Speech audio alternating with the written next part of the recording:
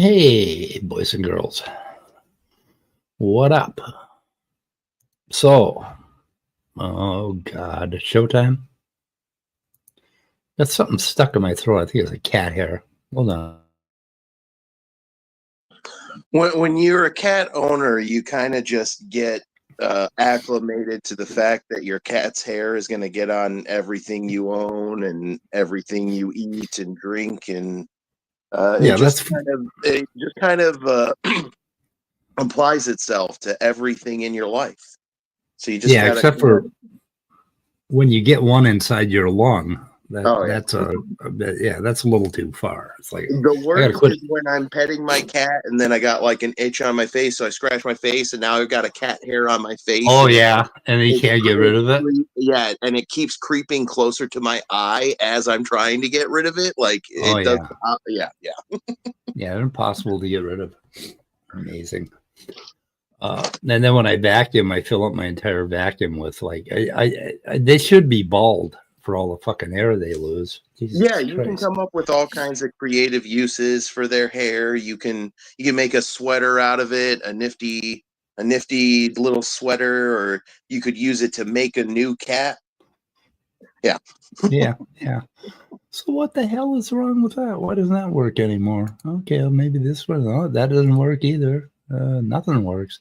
Cinema layout. I don't know what the fuck is going on here. So the subject today is carbon chemistry, right? Carbon chemistry, yeah. And the okay, where we're headed is here. Basically, this is a protein, and why proteins are drawn that way and why they fold. Now, this is ferritin. These things get together and they form these huge clusters that basically hang on to iron in your body. Mm-hmm. You can see that.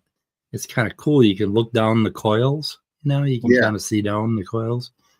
And this is the alpha fold stuff. And these all get together. This is the stuff that took what T was doing, T and his team, and it just blew it out of the water. It made it look, obsolete, even though what they were doing was just a few short years ago. Yep. And this is a little drawing of, it was what I asked ChatGPT to give me a drawing of 18 red marbles and 20 blue ones. So one of the things that the overall direction that I'm heading, and I'm not going to do it all today. It's not all going to happen today. But now, when you imagine a protein space if you have 100 amino acids, there's 20 ways for the first one, 20 possibilities for the first one, times 20 for the second, times 20 times 20. So you have 20 to the 100th power, basically, which is 10 to the 130th power. Yeah. So you have 10 to the 130th. It's a very, very high number. Right. Like I think it's approaching a number that's so large that it's like bigger than the number of total atoms in the universe or some crap like that. Right. And so the creationists they'll cite Douglas Axe's dumb article where he says that basically there's only one in 10 to the 77th power that's functional, basically. Okay, or 1 to the 70th is something they'll say. So 1 over 10 to the 70th proteins that's functional. So that means, oh my God, 10 to the 70th are not functional. Well, that also means that 10 to the 60th are functional because we have 10 to the 130 altogether. So here's how many functional proteins you would have by that logic, right? You follow that? Yeah.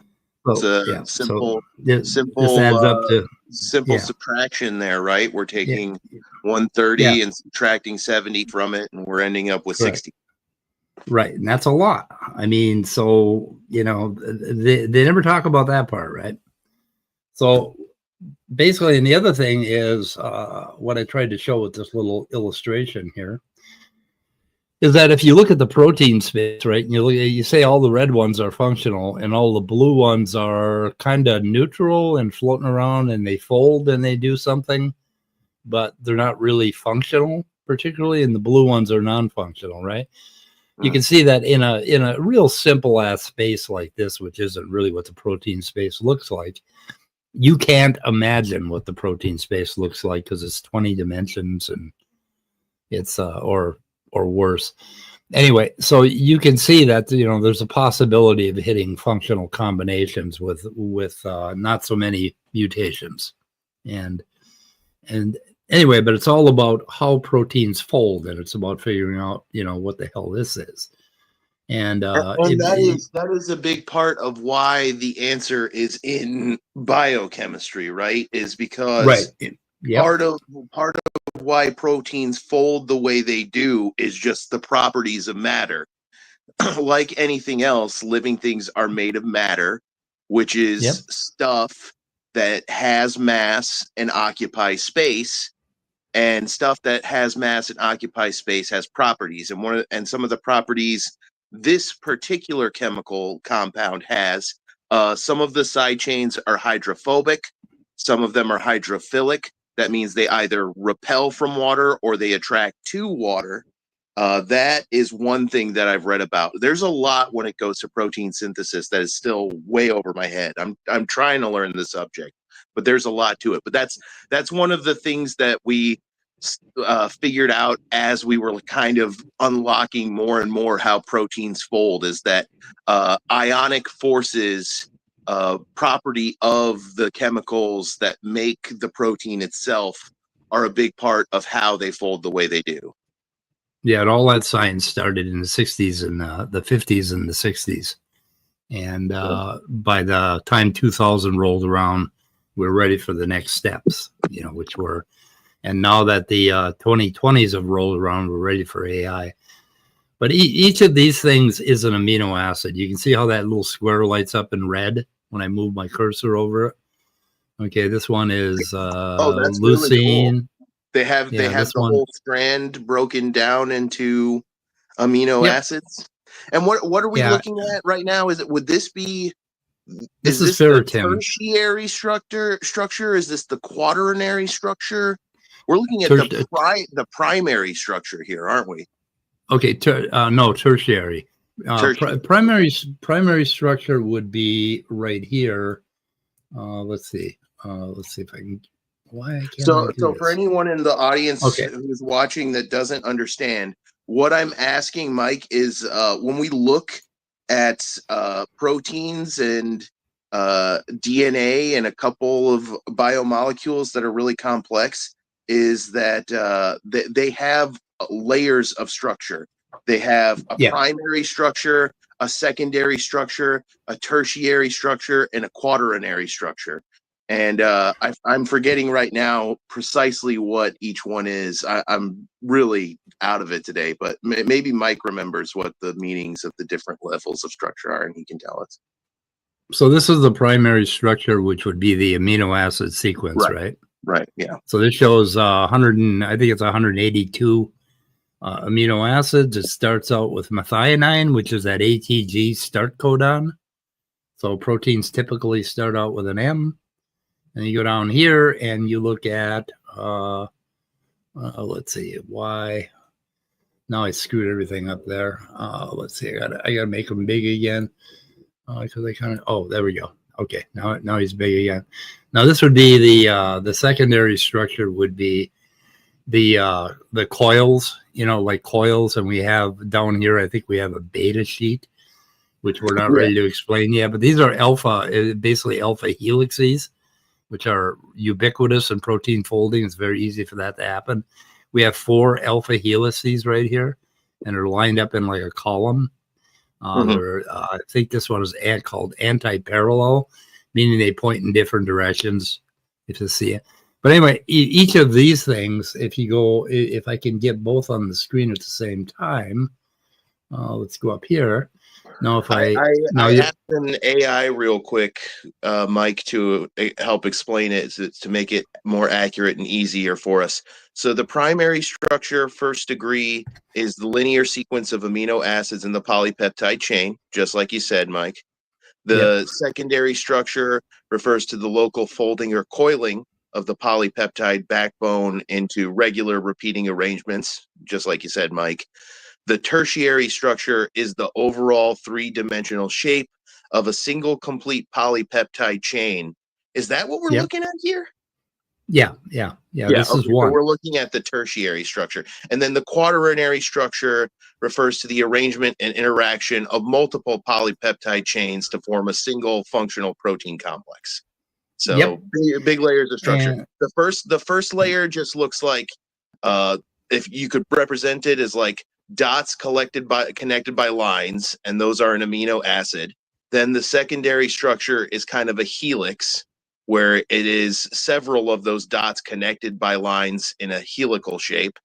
And then the tertiary structure is several helical shapes folded into a big and then the quaternary structure, it's almost like different dimensions, like you said, like going from 1-dimensional to 2-dimensional to 3 to 4. Yeah, it's real fascinating. I'm just starting to learn about this stuff in college, and I don't understand it as well as I would like. So, but yes, it is super cool. Yep.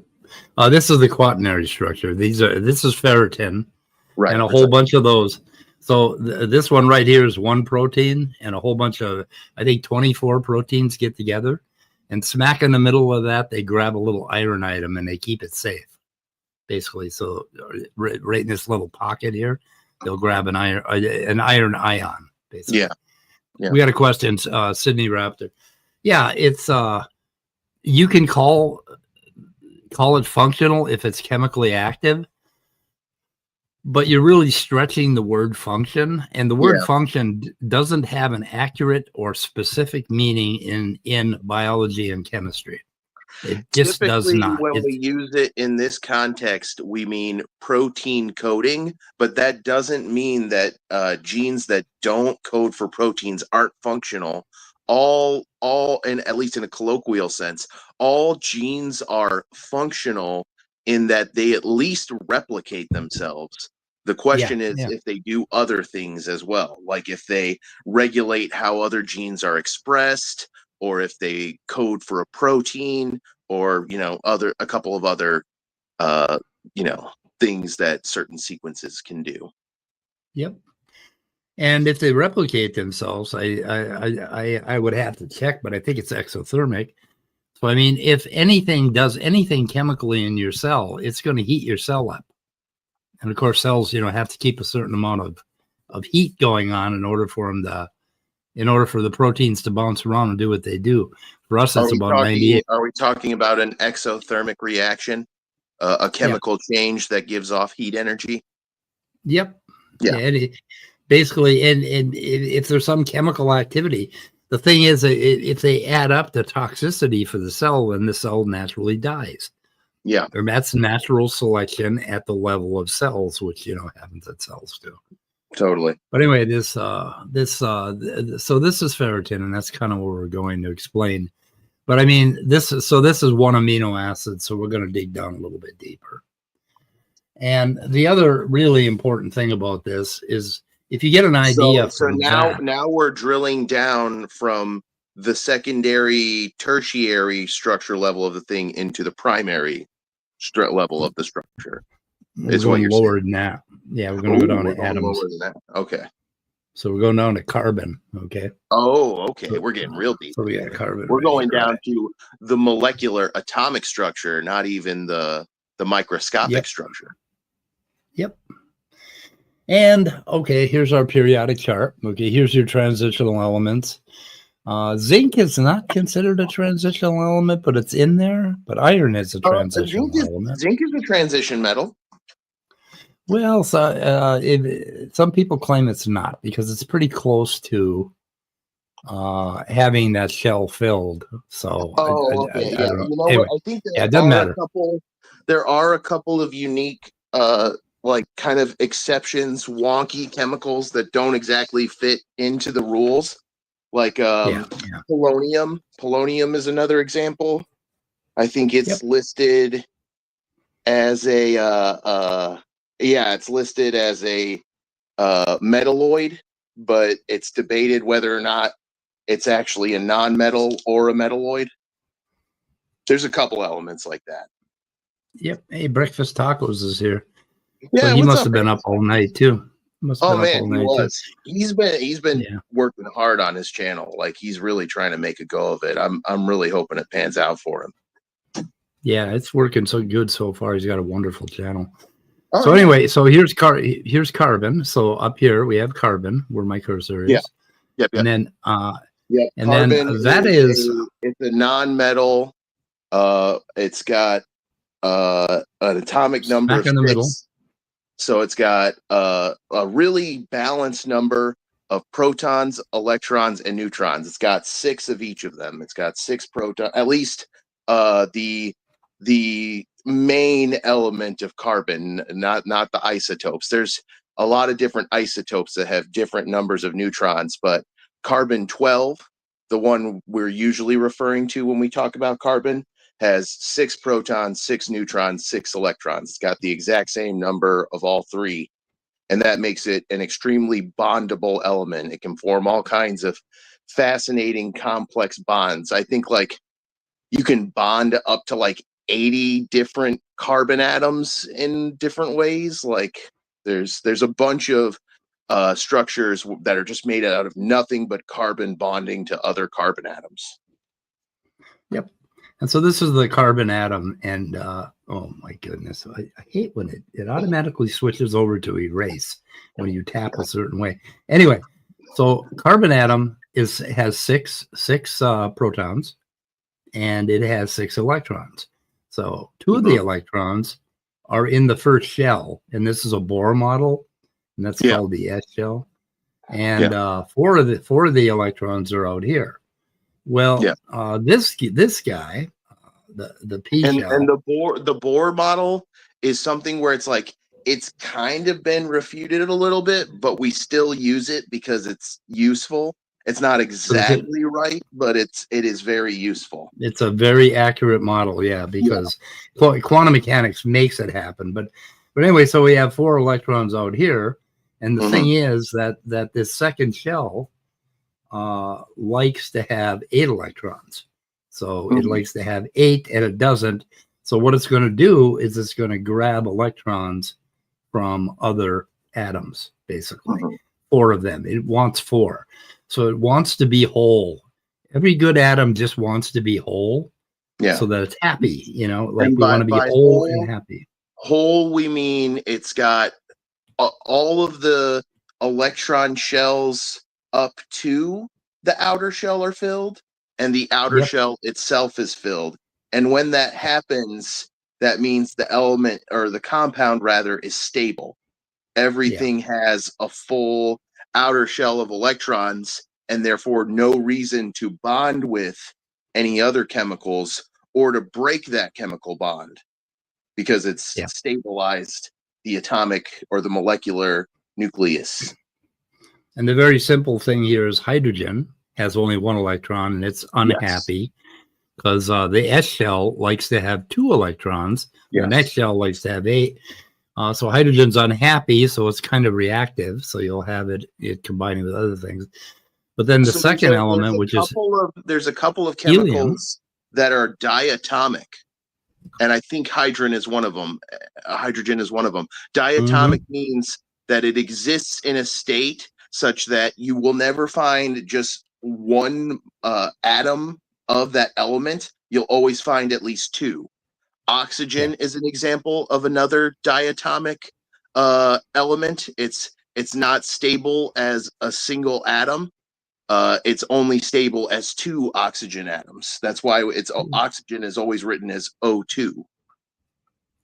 So here's the inert gases: helium, neon, argon, krypton, Yes, the xenon, noble gases. radon. Yeah. What is OG? I forgot what that is. Oh, that's organoson. You don't see that often.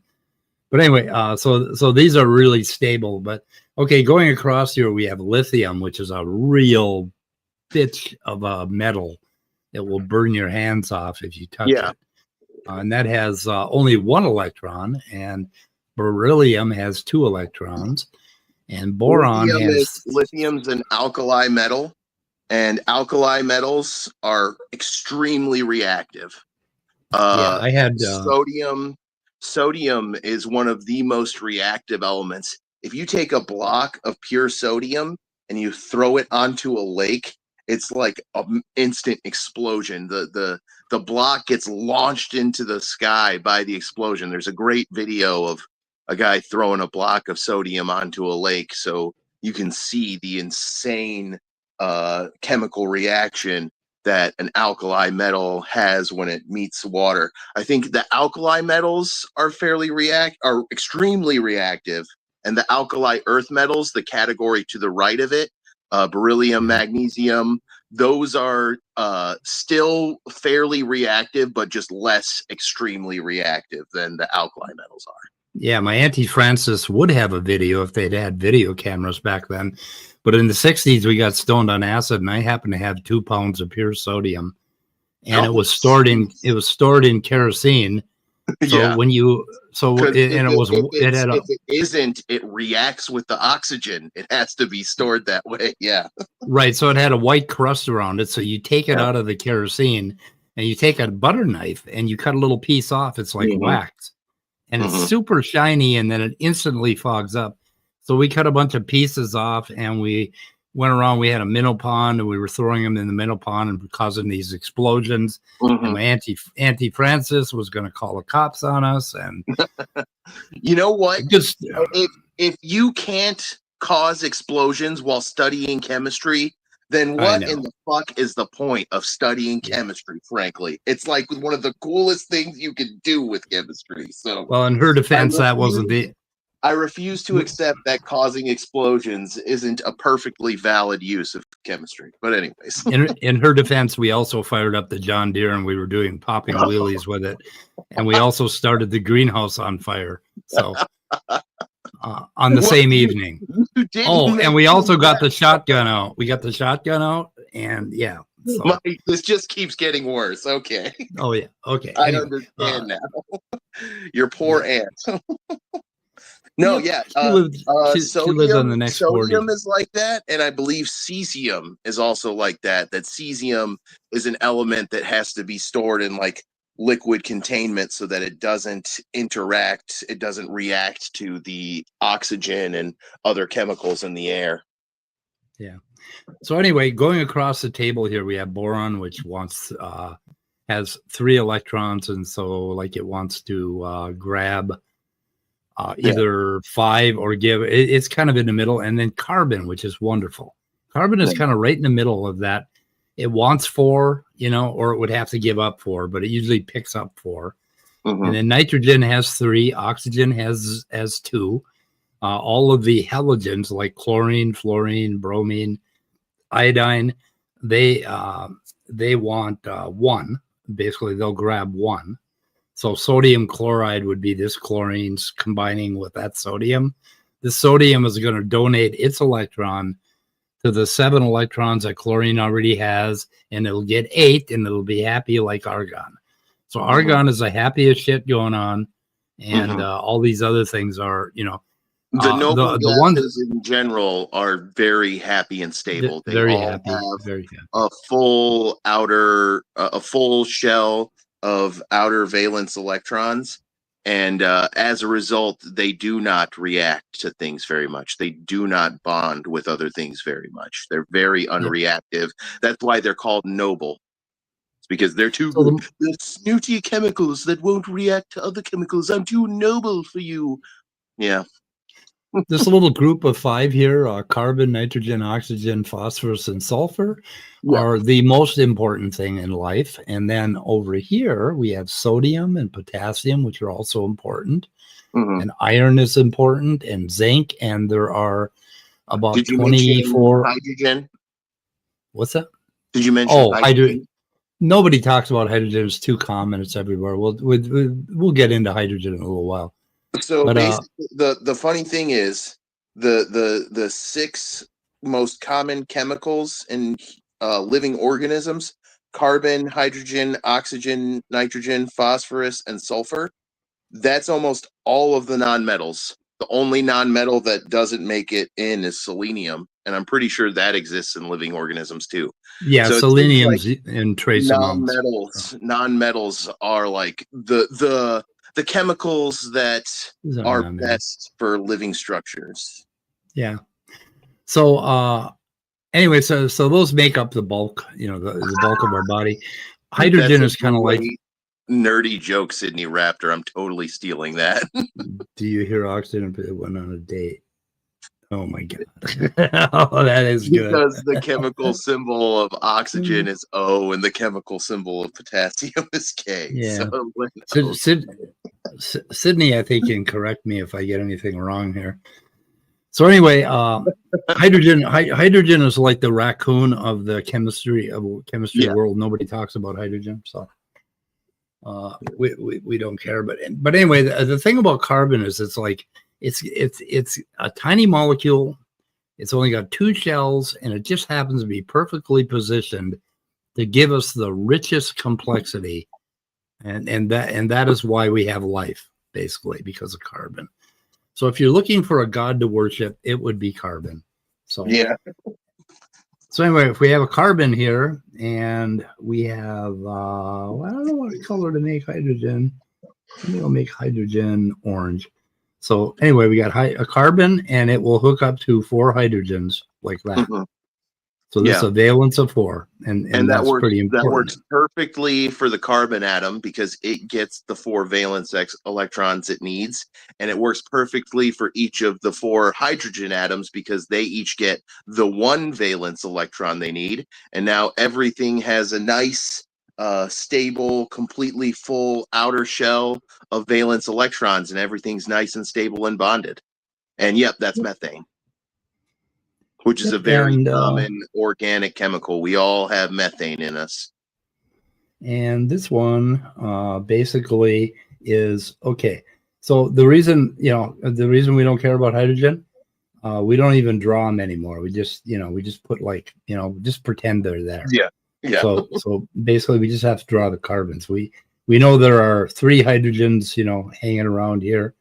Yeah. And this one is going to be ethane. Okay. Yeah. And then the third one, which is really cute, is propane, which everybody uses in their stove, I think. Well, some people anyway. Yeah, this would be propane. Our favorite King of the Hill sells it and sell accessories for its usage. I sell propane and propane accessories. Oh, I didn't know that. I'd forgotten. You never watched King of the Hill? It's a great show. I watched King of the Hill, but not for a long time. Yeah, So Hank Hill, the main character, he works at Strickland Propane. That's his thing. He sells propane and propane accessories. And cool. he's so into it too. He's like always talking it up, how it's the superior heat source for grilling. So this one is propane. Yeah. And the cool thing is we've got a carbon chain going out here, right? So we got 3 carbons.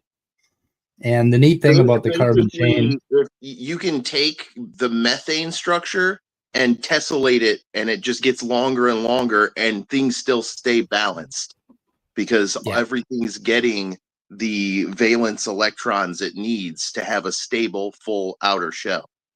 Right, because carbon is in the middle, it will hook up to itself as well as other things. So that's the interesting thing about carbon being at the number 4 position out of the 8, shell of 8 or whatever. So that's pretty important. So then we have protein, and you would write that, okay, there's a C right here. So you'd write C, and you would write H, and then you would write 3 for the first one. And then C, all the ones in the middle are going to be CH2s, and you're going to have a CH3 on the end. Mm-hmm. So that's kind of the odd one out. So that's one way to write it. Now, another way to draw this would be CH4, and then ethane would be CH3CH3. Yep. Makes good sense. So yeah, I'm starting to learn this stuff. They're learning me in school about this. Yeah, they'll learn you up. Yeah. And CH4. Okay. So another way to draw this is that you'll see all the time is we'll just draw a crooked line or a zigzaggy line, and this is one carbon, and that's another carbon, and here's another carbon. Okay. So so that's a real simple way to draw it. So if I want to draw a big long one, basically I would go, forever. And some of these things are interesting, like carotene, and we'll may get into that at some point. That'd be 1, 2, 3, 4. Another aspect of the structure of chemistry right now, aren't we, Mike? Are we getting into monomers and polymers? Is this kind of what we're looking at? Not yet. Okay. Okay. Yep. Yeah, we're just getting into carbon chains, basically. So we have. Okay. So you can see how this came up here, basically. Yeah. But I mean, this is a long one. This I think this is triacontane, meaning it has 13 carbon atoms. Yeesh. I should have quit it can basically, theoretically, just go on forever. Yeah. You can add more and more onto it, and it'll just stay stable, and it'll just get longer and longer. And one of the interesting things is at each stage, it'll have different properties. Like methane has slightly different properties from ethane. Methane and ethane both have slightly different properties from propane. As far as we can tell, the properties of a compound come from its atomic structure. So by manipulating its atomic structure, you end up with different properties. And Right. what that creates effectively for organic chemistry is a huge arsenal of chemicals that can do things for your body. Yep. But it can do even more than that. Okay, this one is butane. Okay, butane has 4 carbon atoms, and butane gets its name from butter, actually. Mm-hmm. Yeah. Because rancid butter is butyric acid, which we'll show you in a little while. It's important that we talk about carboxylic acids at some point. Mm-hmm. But anyway, the point is when you get a chain of 4, we get a possibility now you could also have a carbon atom here, right? Mm. And you could have a carbon atom there, basically.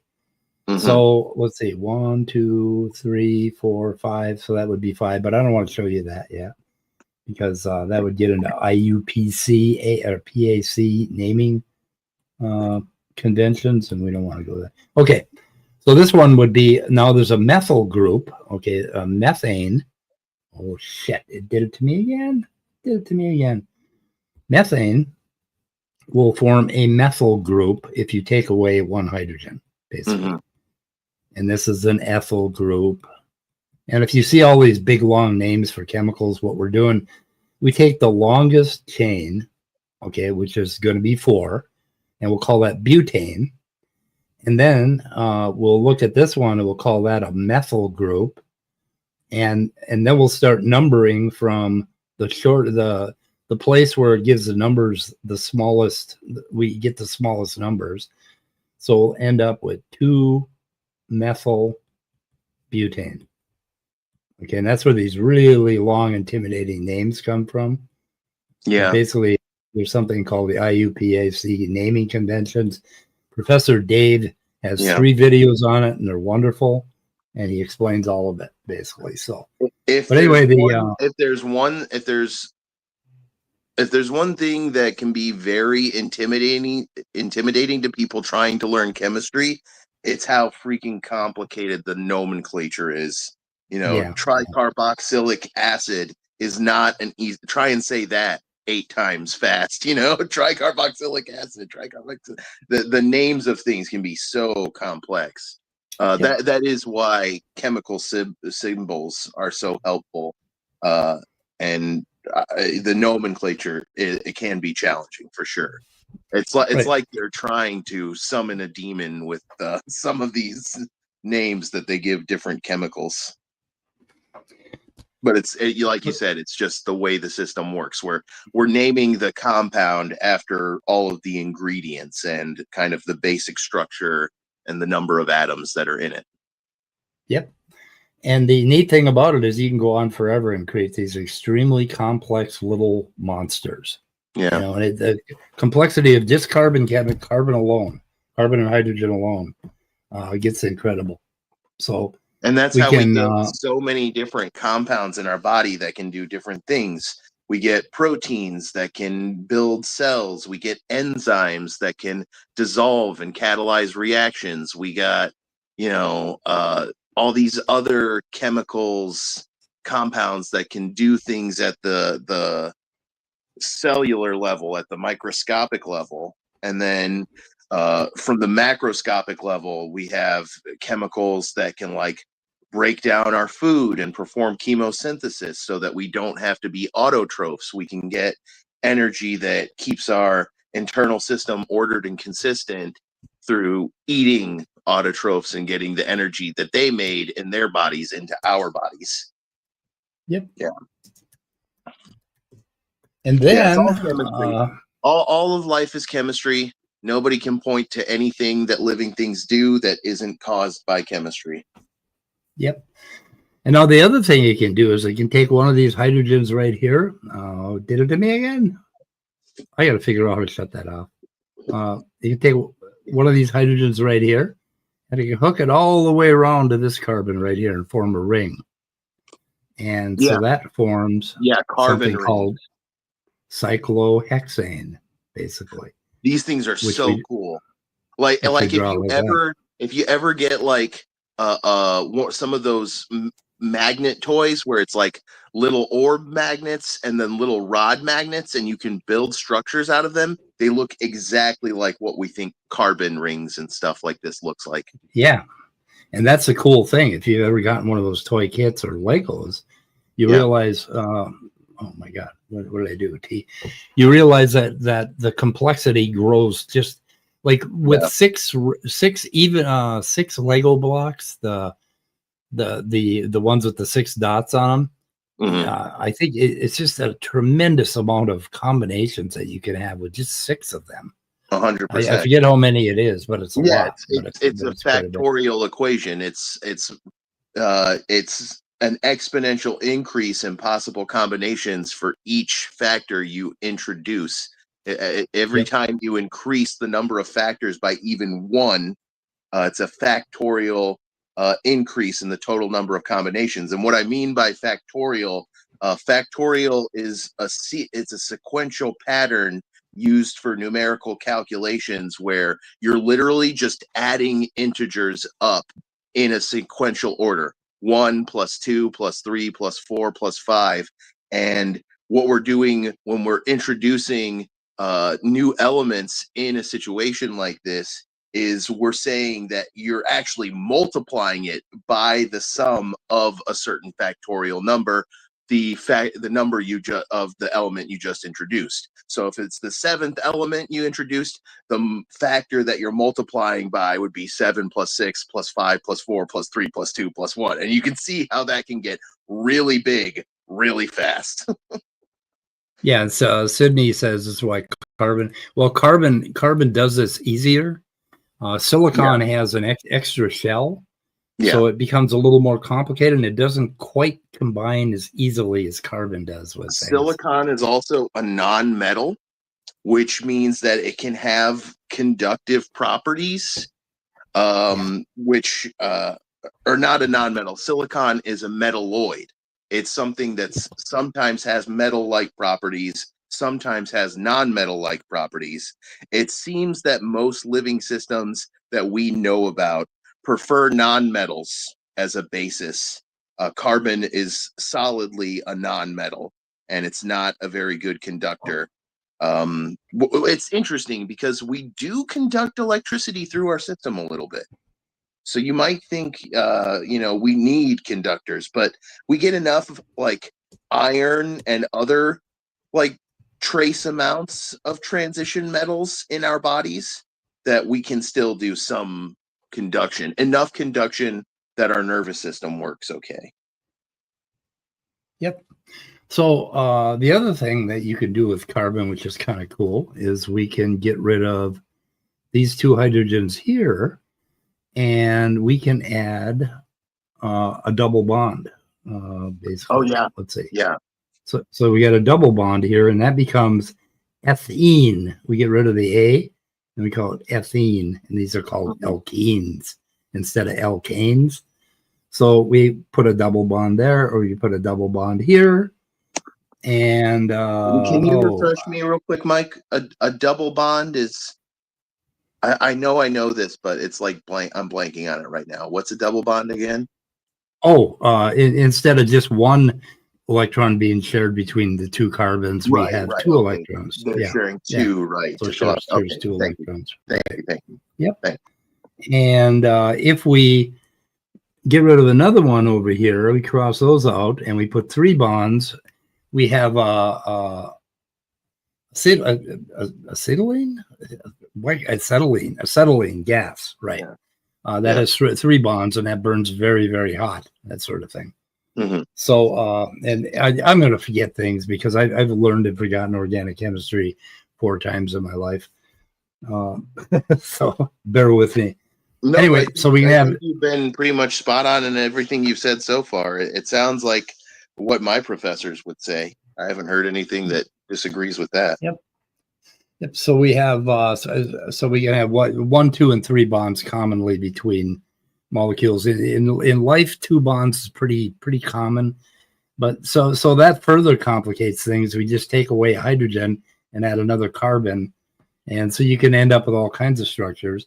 Now, if we get down to this one, cyclohexane, which I believe has like 2 hydrogens on every carbon, but we go down to just 1 hydrogen on every carbon, and we put a double bond there, and a double bond there, and a double bond there. Okay.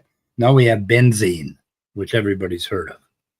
I don't know why, but we have.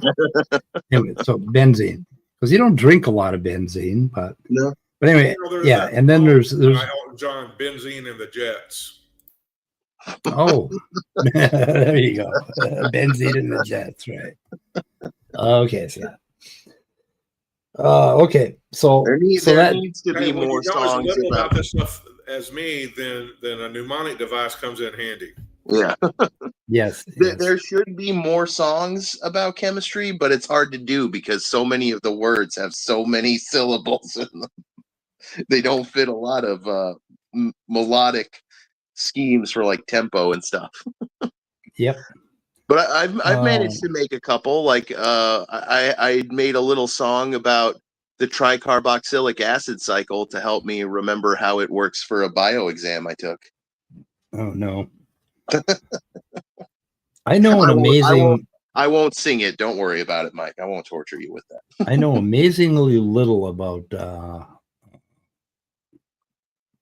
biochemistry. More about molecular biology, but a little bit of that guy that played Foxy on the old TV series Happy Days back in the 70s. Ensign Williams. Oh yeah. Maybe he could write a song about carbon chains or or whatever. Yep. Okay, so now we can erase. We can go a little bit further now that we've seen that carbon chains can become extremely complex. Creating trillions, quadrillions of different molecules, different small molecules. We can go a little bit further and we can knock one of these carbons off and we can add an oxygen, okay? Well, oxygen ain't going to be happy until you give it 2 things, so we're going to have to put a hydrogen out here, okay? Yeah. And if we do that, you have methanol.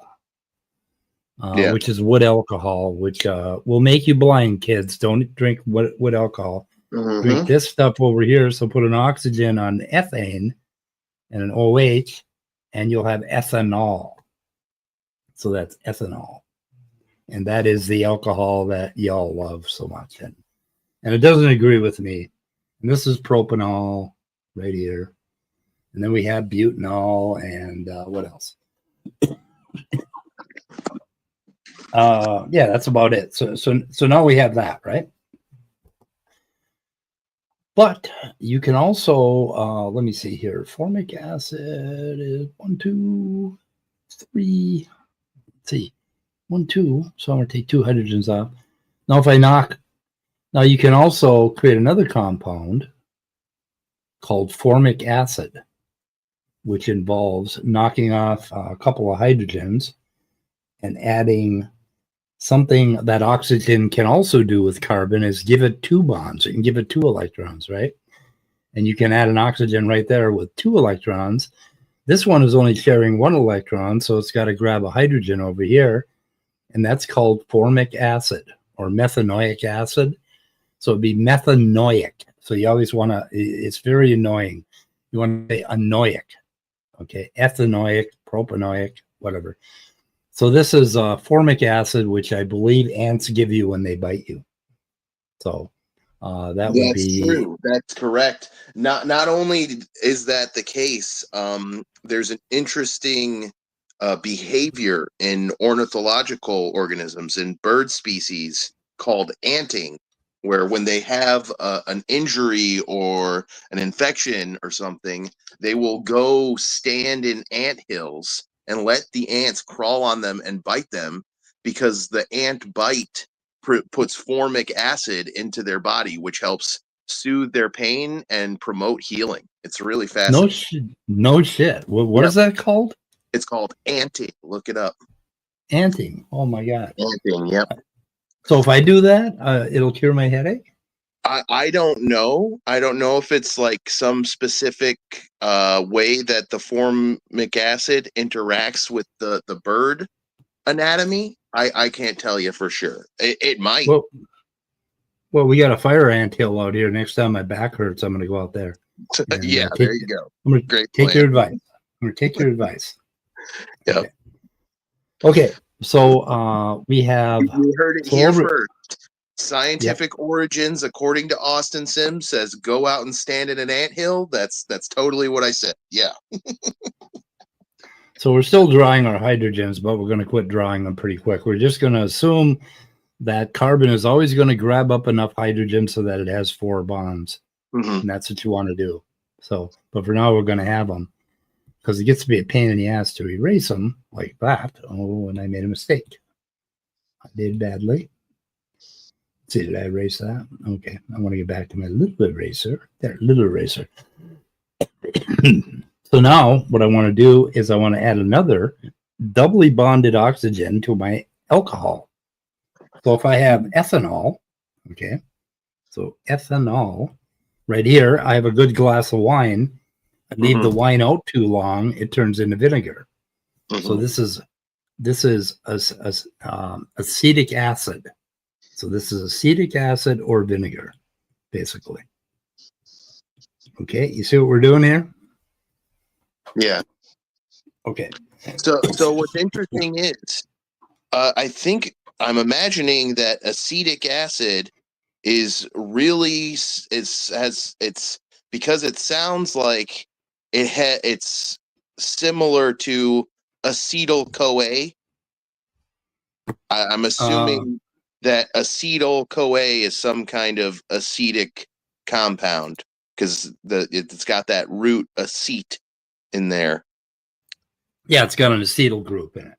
Yeah, and acetyl-CoA is one of the it's the molecule that drives the carboxylic acid cycle, the chemosynthetic catalysis from which we get energy from our food. It starts off with 2-carbon molecule acetyl-CoA, which is derived primarily from the breakdown of glucose in glycolysis and pyruvate oxidation. Those are the steps that come before the tricarboxylic acid cycle begins. and fatty acids, beta oxidation. And then the cycle's goal is to complete the oxidation of the acetyl group and end up producing from acetyl-CoA to carbon dioxide, CO2. And in the process, it also produces ATP, which is the cellular energy currency. It's what our cells run based on. Actually, I think the majority of the ATP is created in the step that comes after the tricarboxylic acid cycle, something called the ETC, the electron transport chain. But I think it's it's another example of how these chemicals are useful for our body. In this case, these chemicals are useful for helping our body turn food into usable energy for our cells. Yeah, this is the acetyl group over here, right here on the edge. For some reason, over here it's got 1 carbon, 2 carbons, and it's got that O group. So that's an acetyl group, basically, or an acetyl. I believe I would have to check. And then we got sulfur, nitrogen, which you can also hook up to these carbon things. Sulfur will grab 2 things. It's right under oxygen. Nitrogen likes to grab 3 things, so it's got a hydrogen and 2 carbons that it's hooked up to. There's another double bonded oxygen, another nitrogen, another double bonded oxygen. Here we have a phosphate group. So this diagram, for anyone who doesn't understand, each of the letters represents an atom.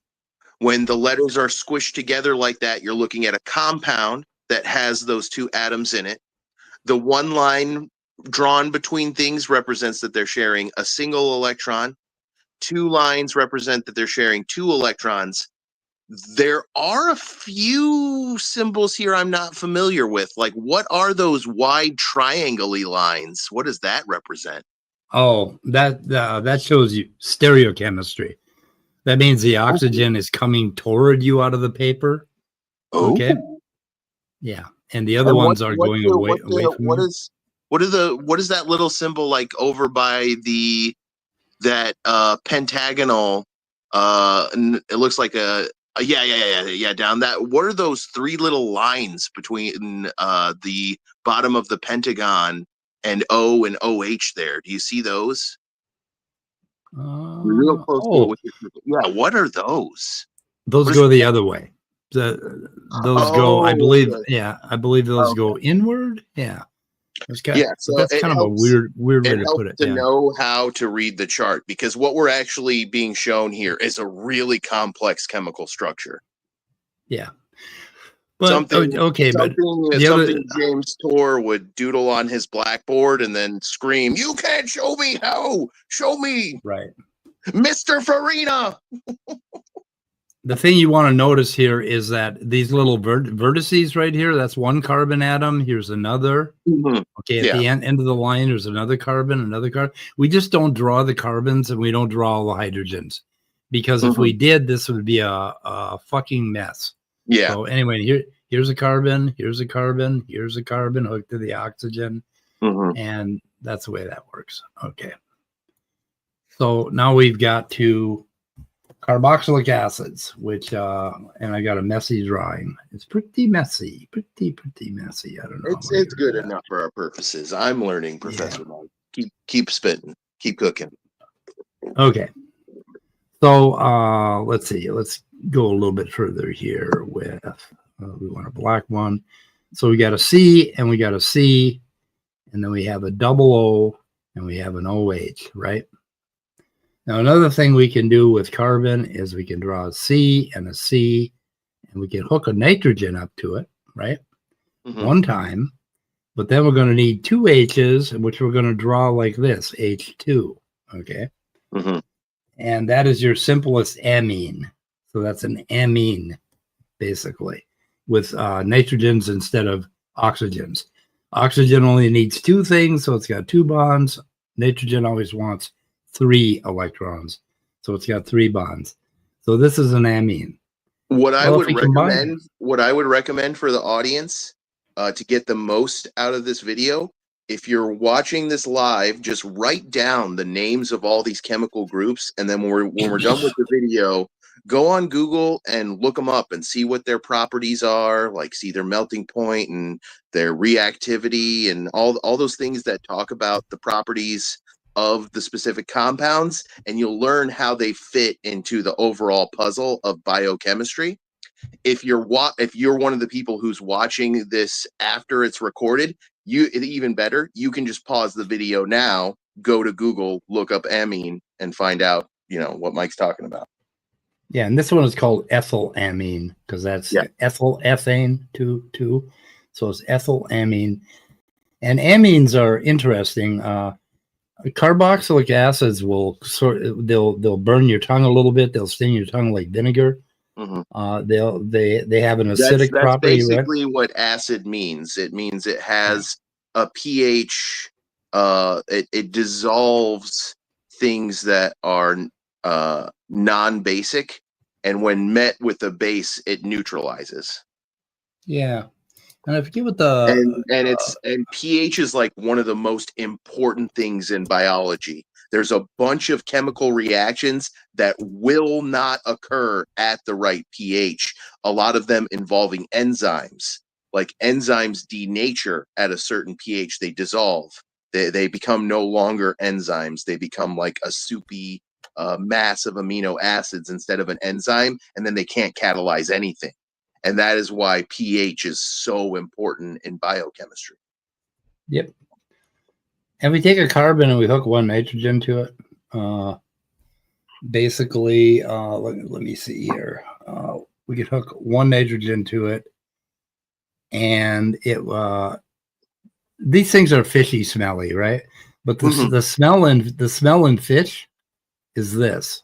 Yeah. Basically, it's trimethylamine. These all have, the hydrogens on them. Mm-hmm. So these are CH3 groups, and that's what makes fish smell so bad. They have a lot of this in it. As the old saying goes, chemistry is smelly, biology is all about icky, squishy things, and physics rules. Yeah. Right.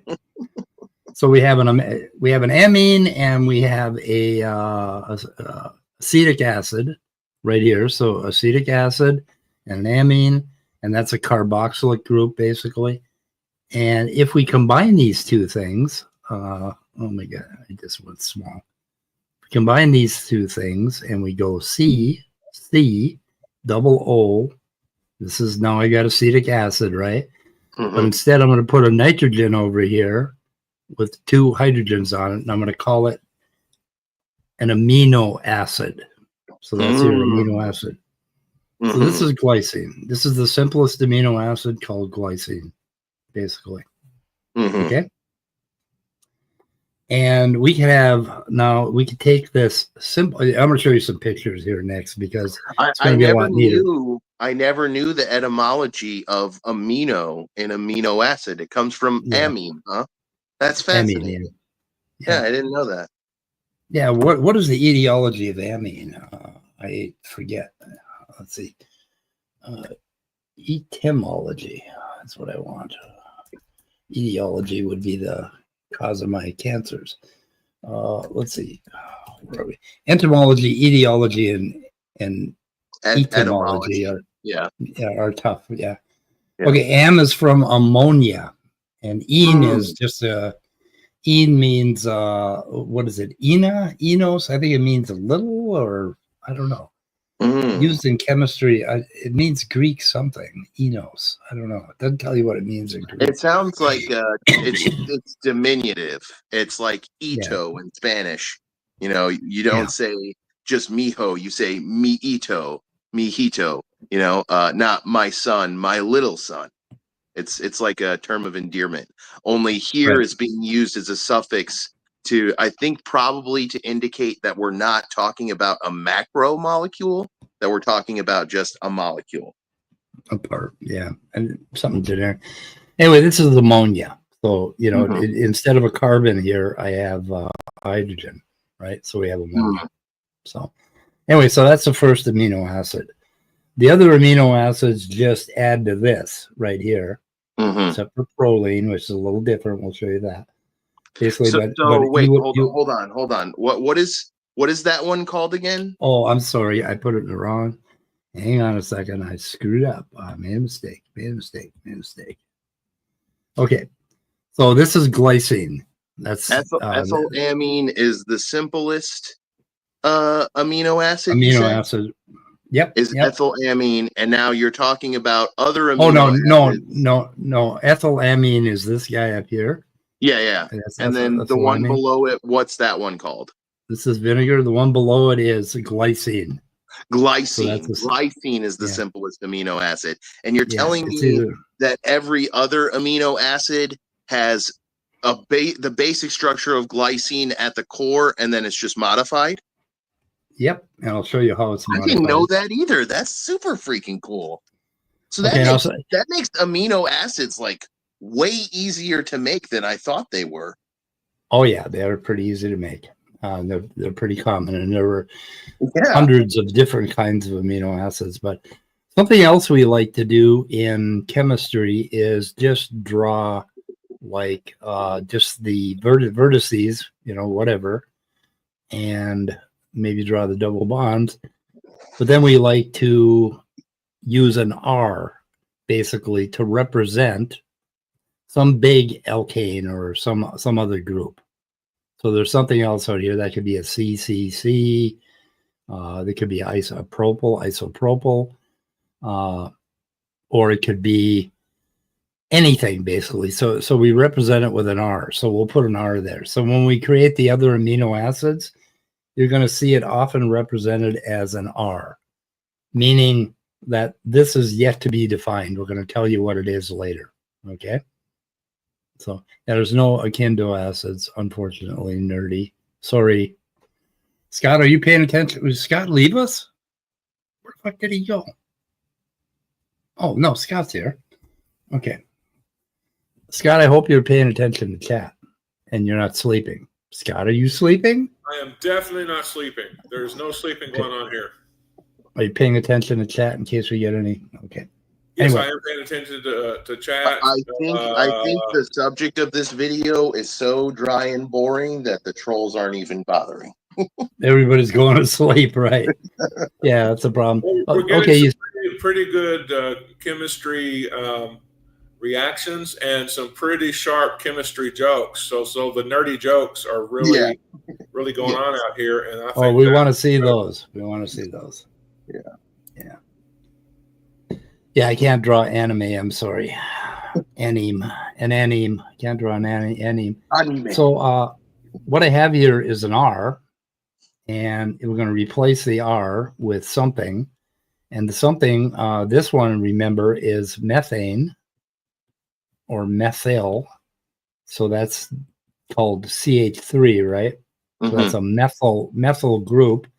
And if we put a methyl group here with its associated hydrogens, we have something called alanine, which is the A amino acid. So we have alanine. So that's your next example. One of these is going to be basic. Hold on. Yeah, I did it right. Okay. Well, is one of these or some combination of these? They're going to be the start and stop codons in the genome, right? Methionine. Yeah. Yep. And I can show you that one in a minute here. But okay, so we have alanine. Let me erase. Oh my goodness. What did I do? Oh no, I did something for horrible. Anybody in the audience who doesn't know what I mean when I say that, in your genome, you have a bunch of base pairs that they produce proteins, and then you have a bunch of base pairs that they don't produce proteins. They either only replicate themselves, or they replicate themselves and they do some other thing, like they impact how another part of the genome is expressed. When I say a start and stop codon, the start codon is a protein sequence, or an amino acid sequence rather, that causes the base pairs after that sequence to actually code a protein. And then the stop one is the sequence that tells them to stop doing that, basically. Is that correct, Mike? You think that's a good definition? Yeah. Start codon and stop codon, but we're nowhere near that stuff yet. Yeah, fair enough. Okay, so here's our amino acid, and we got these groups. So if I have a methyl group right here, it's an alanine. If I have one carbon and then two more carbons here, like in a little tree, okay. Mm-hmm. Then I've got valine, which is a V. So that's valine, and they all build up from there. And I'm going to show them to you now. So anyway, amino acids just change this R. Wait. So let me check for clarity right now. You're saying glycine is the most simple amino acid, and then every other amino acid is built on it's a more complex structure, but at the core of the structure is glycine. And as you add on to glycine, eventually you get to this V compound. Yeah, that's valine. Yeah. Valine, and every other amino acid from there is some kind of valine. No. Or that it has the structure of valine at the root, or some variation of that valine structure. Okay, all we're doing here is we've got the amino acid structure, which with nothing here. If we chop all this off, right? We have nothing. Then we have glycine. That's the simplest one. It's just got a hydrogen. So R equals hydrogen, okay? Glycine. Okay. R equals H, okay? Right, okay, got you. Yep. For alanine. In the case of valine, R equals C. Yeah, okay. I'm understanding now. Okay. R equals C. Let me see here. C. Oh, God. I forgot how to write it. God damn it. I don't know. It doesn't matter. Fuck it. Anyway, yeah, no, I get the point you're making. Okay, so all amino acids are just going to change this R structure here. Yeah. Okay. What in the fuck? Okay, so I do understand. Yep. Or at least I think I do. Okay. So anyway, now I can show you some pictures. And I'm going to have to go through a lot of pictures in order to find the right ones because I didn't put them in any order. Let's see here. Okay. Yeah, we don't want to do that. I'll go back one. Okay, so let's see here. We'll find the right pictures. Oh, here's a picture of something that's going to be important. Oh, here's a picture of all the amino acids. These are other groups that you can create, right? Like we got the carboxyl group, carboxylic acid right here. And then we have acid anhydrides, ketones, aldehydes, ethers, alcohols, haloalkanes, arenes, epoxides, amines right here. Here's your amine. Basically, you have, we won't get into the different kinds of amines. Amide, which is a kind of a combination between, it's got a double O and it's got an NH2.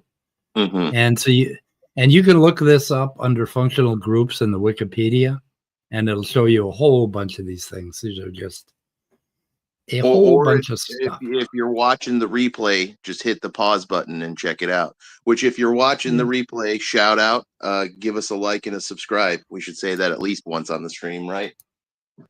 Yep. Okay. And one thing I think you're probably realizing here as me and Mike are talking is that a lot of understanding chemistry is just a ton of rote memorization. You're memorizing all the chemicals on elements on the periodic table. You're memorizing all the chemical groups and periods, the different families of chemicals. And how we organize them into different types of chemicals. Then you're learning about all the different kinds of compounds and memorizing big lists of those, like the big picture of amino acids and carboxyl groups Mike just showed us. A lot of chemistry is like just memorizing huge, as much as you can, of huge sets of, information, chemicals, compounds, and groups of chemicals and compounds. Yeah, but none of you want to do that. What you want to take away from this is that carbon is like a Lego, and you can make these very complicated structures with it.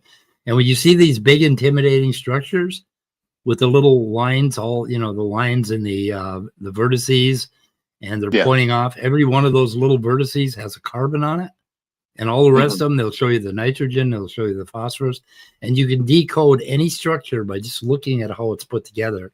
And just think about how you would put Legos together and what you would do with that.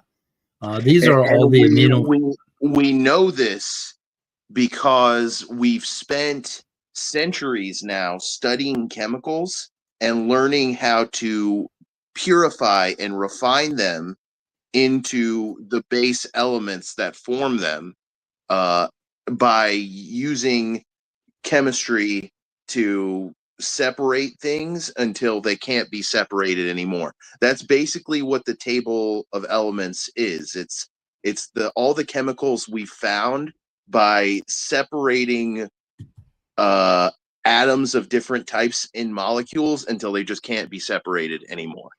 And what we found out is that they follow this pattern of numbers of protons in the nucleus and changes in chemical properties as that number increases through a series of types of elements.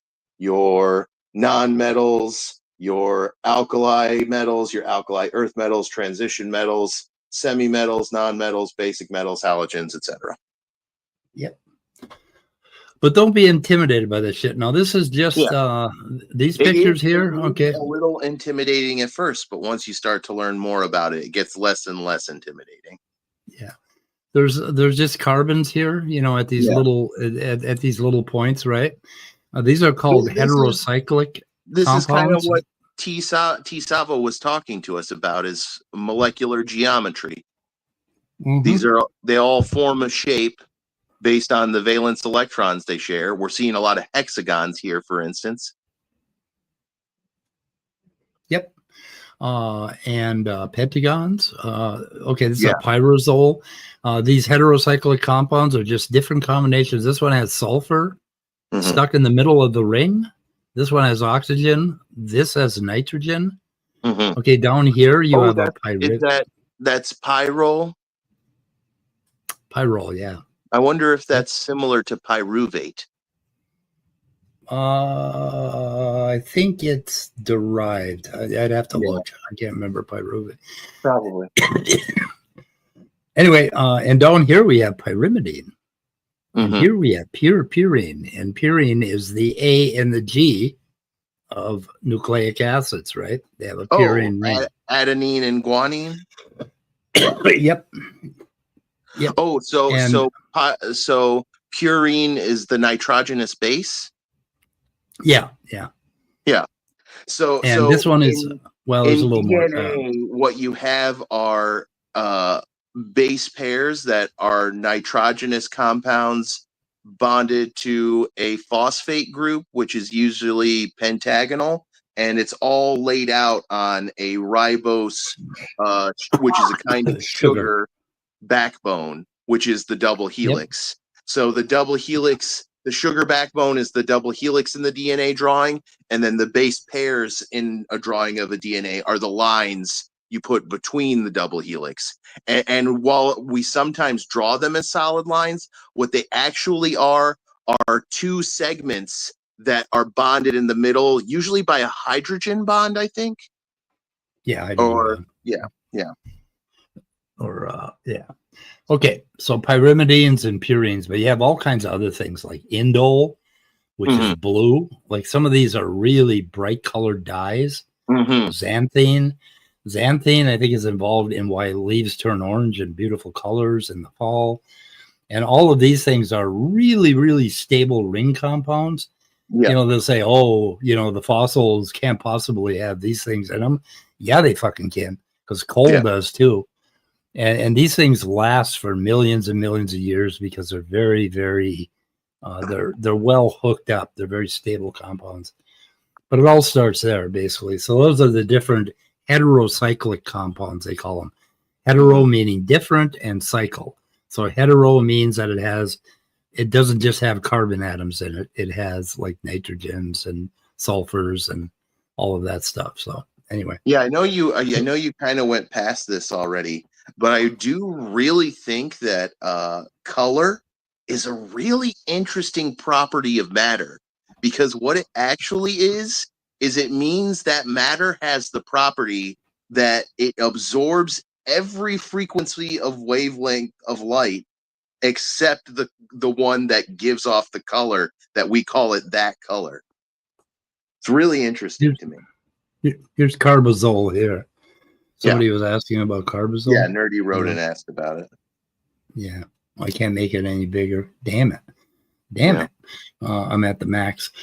Anyway, so that just shows you how complicated it can get, right? It can get complicated, indeed. Can get complicated. We're going to get back to amino acids here. Oh, my thumbnail is basically. This just screams uncomplicated, Mike. This is real simple. This is just a bunch of. This is a bunch of insane 3D puzzle I ever tried to put together. These are just proteins. These are different proteins. Yeah. Okay. And so proteins and what RNA they do is basically defined by their shape. And we're looking at a bunch of different shapes of proteins that'll all serve all kinds of different functions. Maybe some of them serve similar functions. I'm guessing some of these are enzymes, some are proteins. What else are we looking at?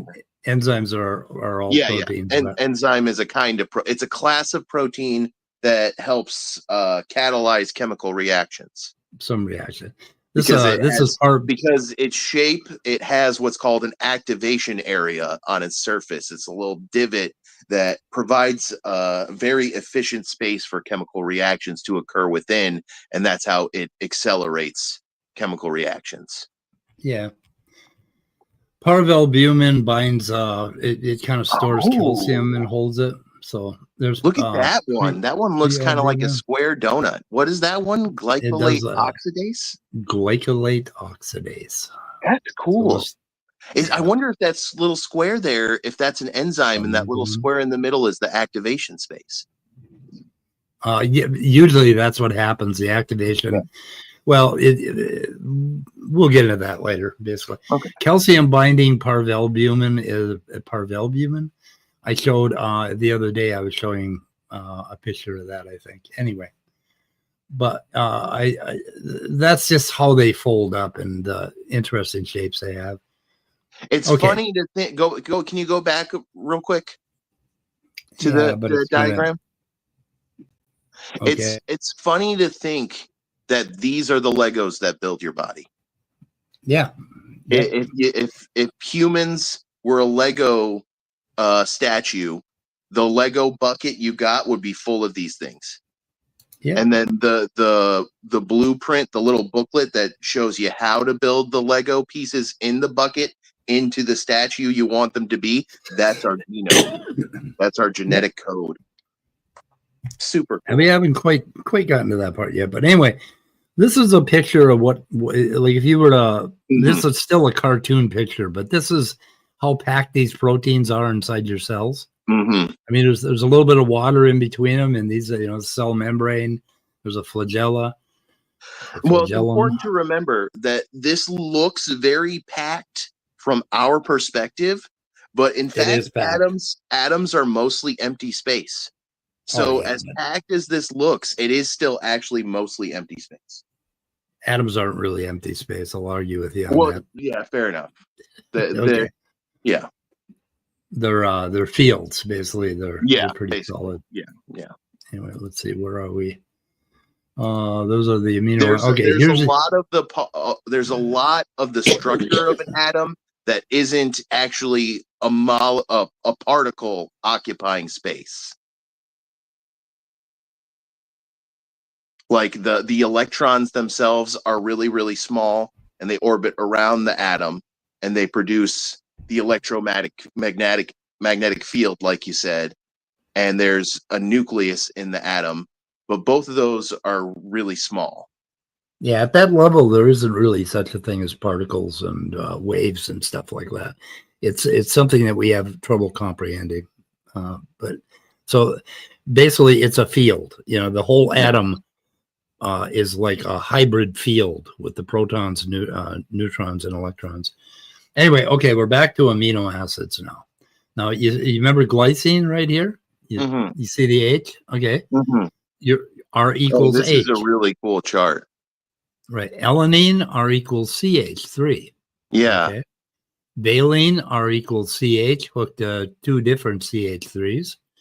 Cysteine, so which is really cool. important, has a carbon and then a sulfur. So that's what makes your hair curl, cysteine. Those two sulfurs, if you have two of these next to each other, they will hook up and they'll fold the protein in a certain way. So what you do when you curl your hair is you dissolve those bonds and then you let them reform somewhere else and closer together, and it will curl your hair. So basically that's how hair curls. Now, proline is a kind of an odd man out because look at this sucker.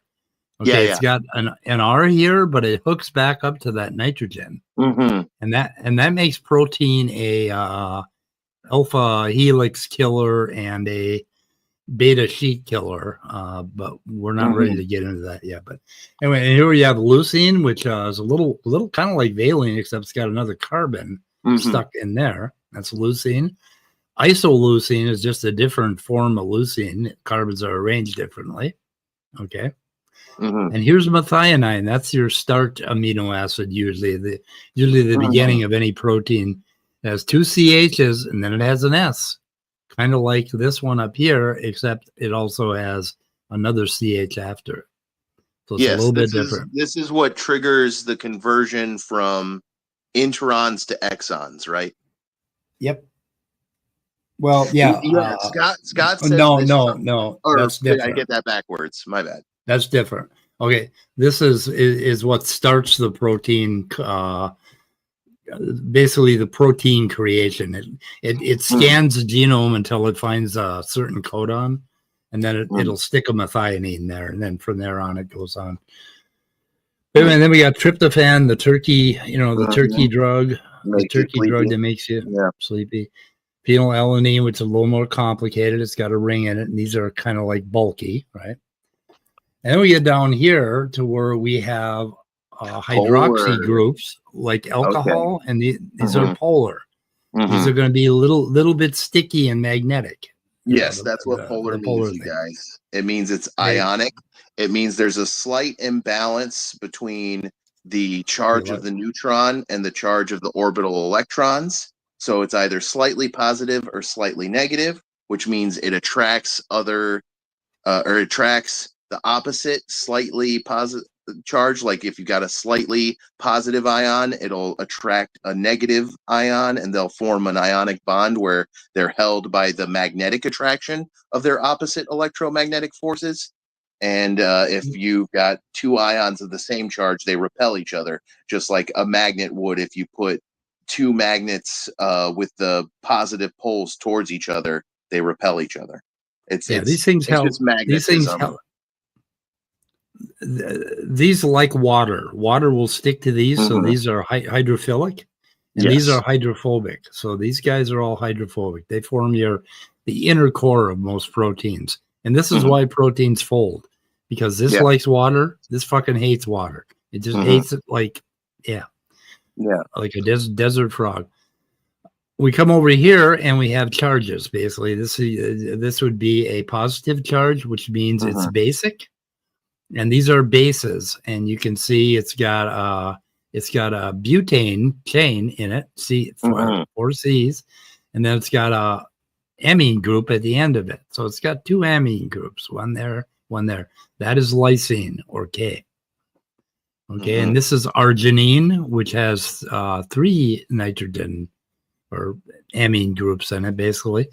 We won't get into tertiary amines, but that is what that is. This one, histidine, is a little more complicated. And then we get down here to the negative charges, or the acids, right? We have glutamic acid. You'll say E. It's actually glutamic acid, but if you pronounce it glutamic acid, you'll understand that it's an E.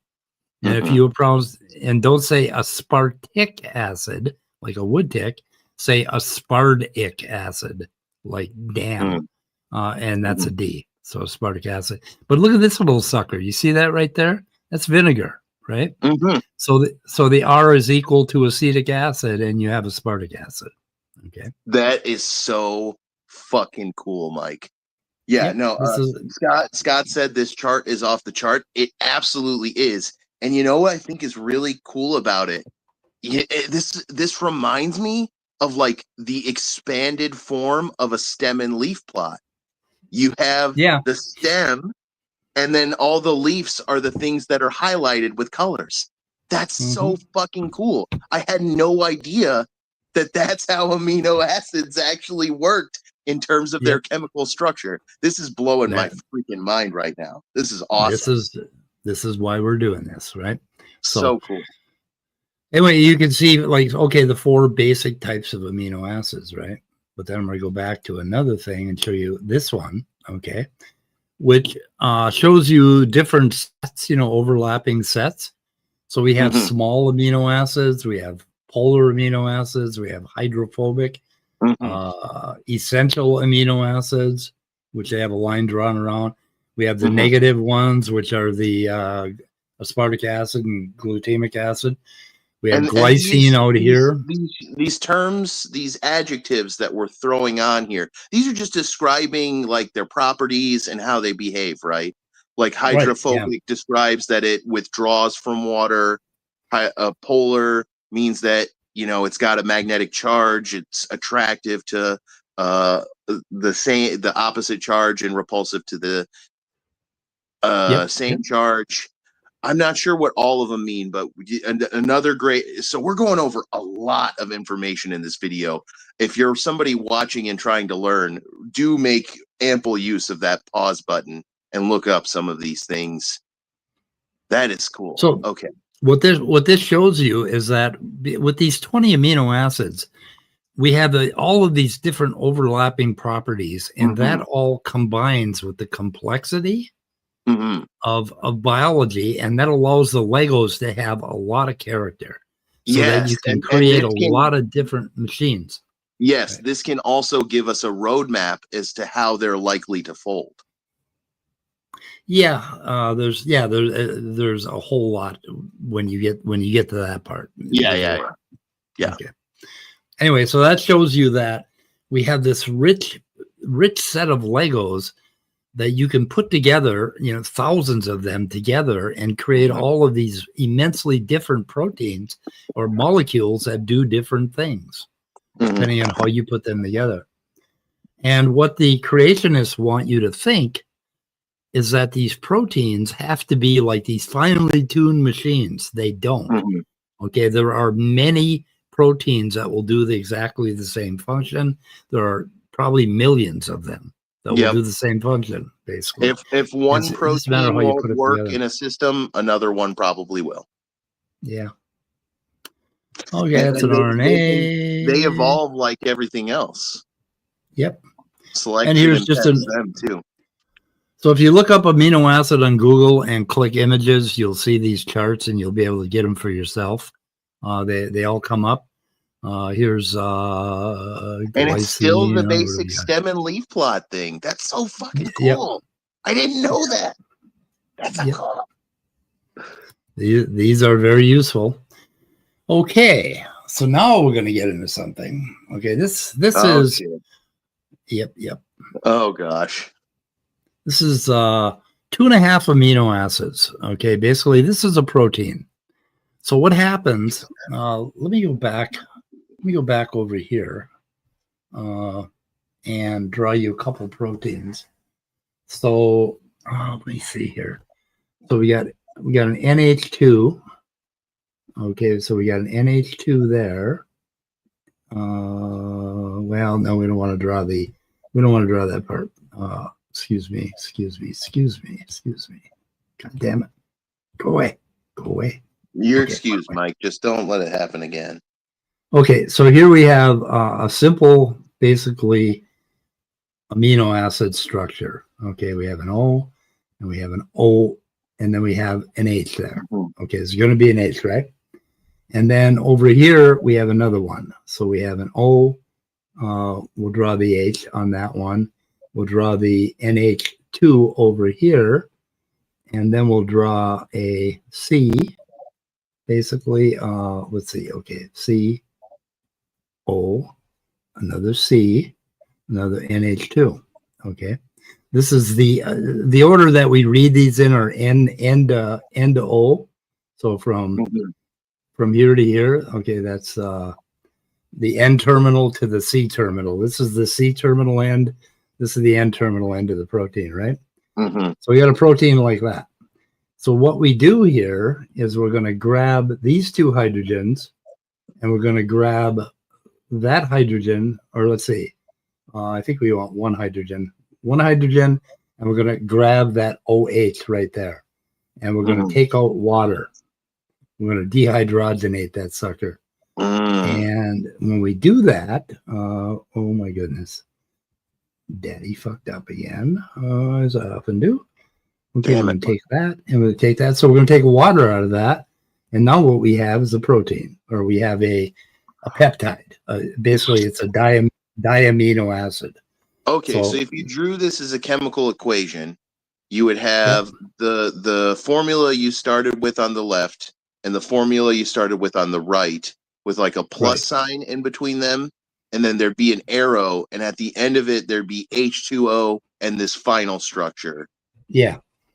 So this would be, this would be diglycine, basically. It'd be two glycines together, because we don't have any R groups down here. True, the R group. Okay, we have R groups here and an R group here. So these are two different amino acids. But in this case, we're going to hook up two glycines where R equals H. Okay. And that's how proteins are formed. And then this one over here, this OH over here, will hook up to another N, two more C's, another N.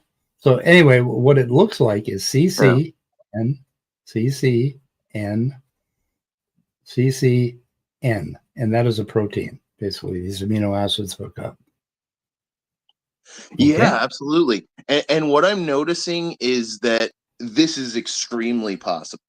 It's supremely possible. It's like creationists often like represent this as if the odds of this happening are like 1 trillion to 1, and that's not even close to accurate. Simple chemistry. This is simple chemistry. Yeah. This can happen. This can happen even outside of a living system. Right. Okay, so you have an N here, and you have two C's, basically. And we have the R group up here, the side chain. Okay, so this is a it is the side chain, which is itself hydrophobic or hydrophilic, right? Yeah. That determines the properties. This core chain, there is attraction between these nitrogens and oxygens over here. Basically, they'll hook up and they'll fold. These two kind of want each other, sort of. Well, the hydrogen and the oxygen, basically. So you can have hydrogen bonding, basically. But anyway, so this is the backbone of a protein. This one doesn't belong. It belongs to another protein that's over here, or another amino acid over here. So we have the N, we have the C, CB, beta, and C alpha, basically. So the let me see. Why do they draw that beta? I've always taken that one as beta. Anyway, okay. So this one has the R group, the side chain, and this one has the side chain on the other side. Okay, and this kind of shows how they fold. So we've got this zigzag because these things tend to alkanes, like if you just hook up the carbons, they tend to arrange themselves so that they're not touching each other. They don't like to touch. Like, don't touch me, that sort of thing. So anyway, they kind of rotate around these bonds, and this carbon bonds can rotate 180 degrees, go all the way around, right? So carbon bonds are pretty easy to rotate. The carbon nitrogen bond is, let me see, that's psi. Okay, that's psi, and that's phi. Let me see here. Where's sci-fi? Okay, sci-fi. It's not showing. Okay, that's phi, and that's psi. Okay. Something's wrong here in my head. I think I'm getting tired. But anyway, Sci-fi, like the Sci-Fi channel. Okay, Mhm. that's Phi and that's Psi, basically. Yeah. These are the two different rotations of the bonds. And basically now we're ready to do another video where we talk about protein folding. Okay? All right. I'm looking forward Organic, to organic is the best chemistry. That other shit is bullshit. It's just bullshit. that. But anyway, No, so this kind of physical chemistry is pretty cool. I like it blowing sucks. stuff up. Yeah, it bores me. Anyway, so this is basically the backbone of a protein, and this is how they Mhm. fold. And it's kind of a little bit of the Yeah, geometry. we're talking about a combination of electron bonds, valence electron bonds. We're talking about hydrogen bonds, and we're talking about some ionic side chains influencing how they bond.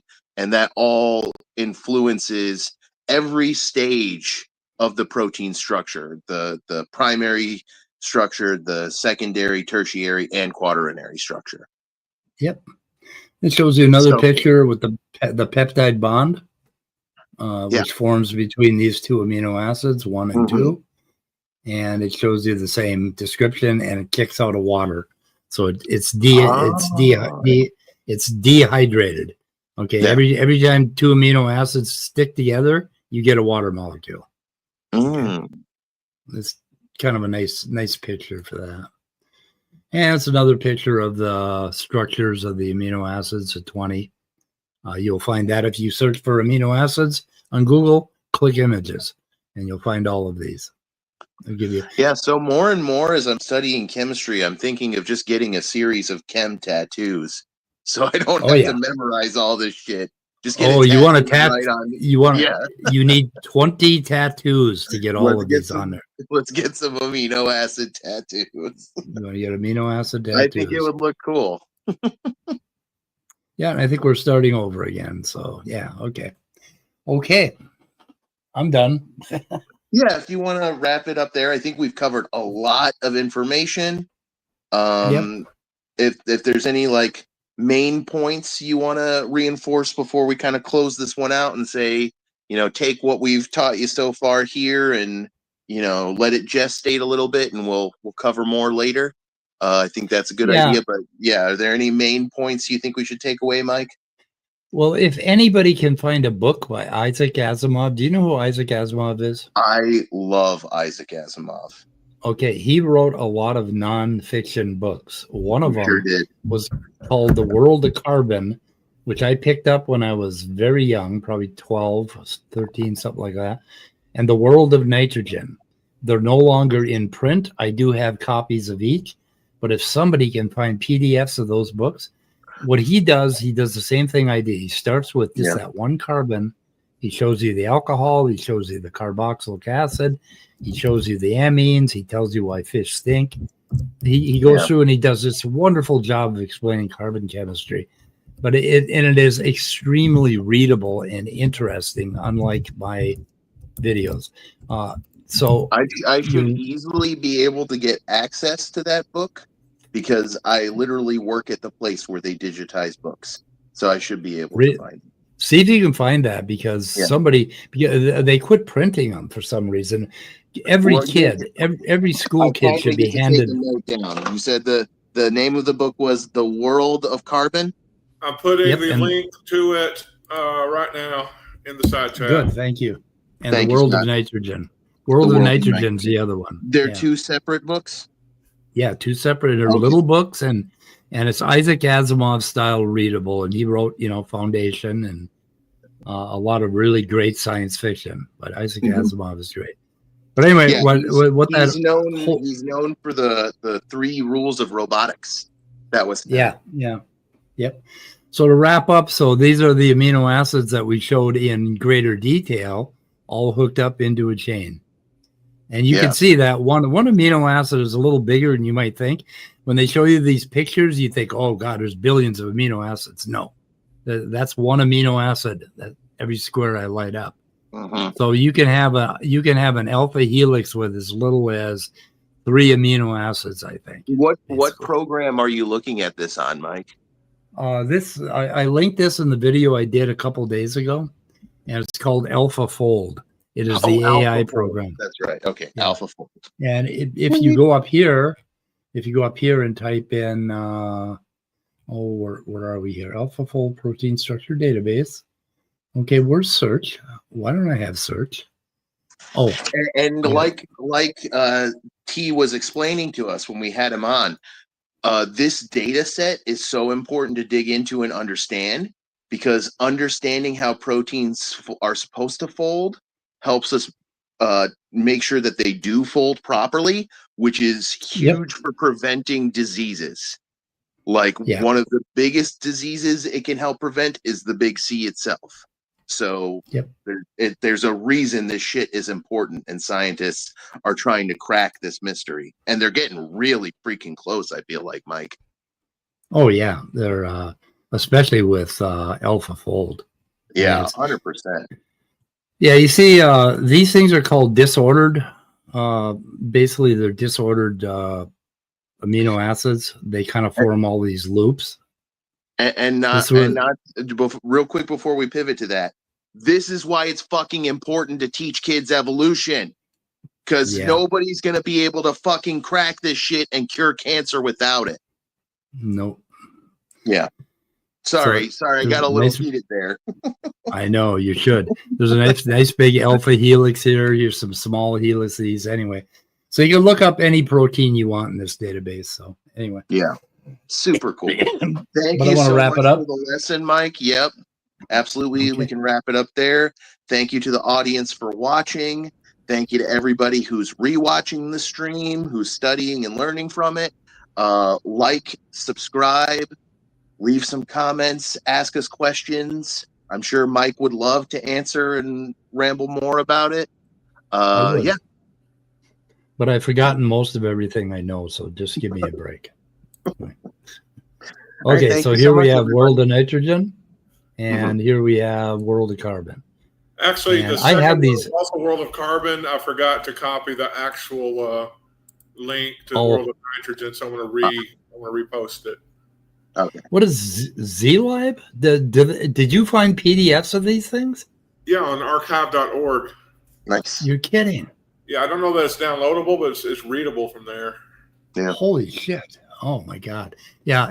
If you read these books, Austin, you will view, like, my great niece hated organic chemistry. A lot of students do because of the way they teach it. If you read these books, you will love organic chemistry. Yeah. You'll learn to. They teach it kind of like the way I was talking about earlier, where it's just you're memorizing huge amounts of facts by just like rote and pouring over them so much that they get stuck into your brain. You're talking about a model where you're being taught via an engaging narrative, which I think, is usually a better way to learn. Yeah. You guys out there listening, I really appreciate you listening. It gives me heart when I see at least 5 of you out there, and we've had like 9 and 10 here. So there's 9 watching on your channel, and there's like 6 or 7 watching on my channel. So we have like no shit 15 or 16. Yeah. Well, awesome. Okay. Yeah. Anyway, and I'd love to answer questions about this, but the thing that going back to the 30,000 foot view, or whatever the hell it is, 10,000 foot view. You want to look at how carbon can fold up and form all these complicated chemicals like Vaseline and gasoline and all of that shit, and acetic acid. And the next thing to look at is how, when you get into the amino acids and they start hooking these protein chains, how many different ways they can fold up, right? And do unique things. And the creationists just, they talk about believing in God's glorious natural world. Well, they're blasphemous. They shit on it all the time. They look at it as a machine that has to be designed by some dude. Okay. No, this complexity is God. I mean, this is like your God, the complexity of the world of carbon and the world of nitrogen. So tell them to go fuck themselves and blasphemers. I have talked to a lot of people who say that creationism is heretical, and I gotta agree. Yeah, it is. Yeah. I mean, it just, it misses the whole fucking point of the Mhm. complexity and the wonders of the universe. Absolutely. It reduces astronomy to this one planet with this one species that's supposed to be Yeah. so special, and Mhm. and you got a whole universe out there, for Christ's sake, and it reduces basically chemistry and all this complexity to there was a dude sitting around and he was an engineer. Like, Yeah. God was a good engineer and he had a pencil and he drew all this bullshit. Engineer. I don't- Nature's- Any engineer that would design this should be fired. Oh yeah. Yeah, he's a fucking artist. I mean, this is art. This is not engineering. This is art. What were you gonna say, Scott? I said, those engineers, Oh yeah, they want all the credit and glory. they suck. Oh, I love this little guy. Anyway, okay, guys, we're gonna end it. Super cool. Wrap her up. Okay, Yes, we're gonna sir. end the stream. Subscribe to my channel. I'm gonna die soon, so I'm really old. Yep. And goodbye, cruel world. Gonna end the stream.